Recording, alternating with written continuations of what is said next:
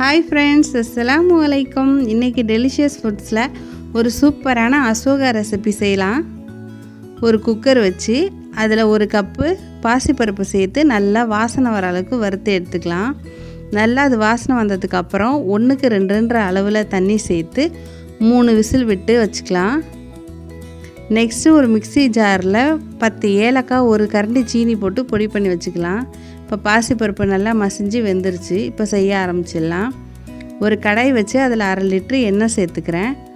சேர்த்து எந்த கப்பால் பாசிப்பருப்பு அளந்தோமோ அதே கப்பால் 1 கப்பு கோதுமை மாவு சேர்த்து நல்லா வாசனை வரருக்கு இதே மாதிரி நம்ம வறுத்துக்கலாம்.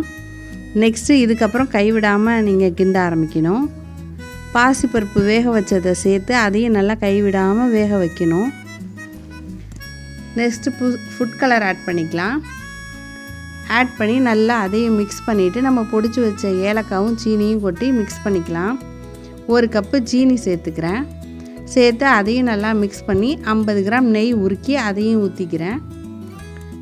இதை நல்லா எண்ணெய் பிரிகிற வரைக்கும் நல்லா கிண்டணும். நல்லா நம்ம ஊற்றின எண்ணெயெல்லாம் பிரிஞ்சு வந்ததுக்கப்புறம் 50 கிராம் முந்திரி பருப்பு, 25 கிராம் திராட்சை சேர்த்து இறக்குனா அசோகா ரெடி.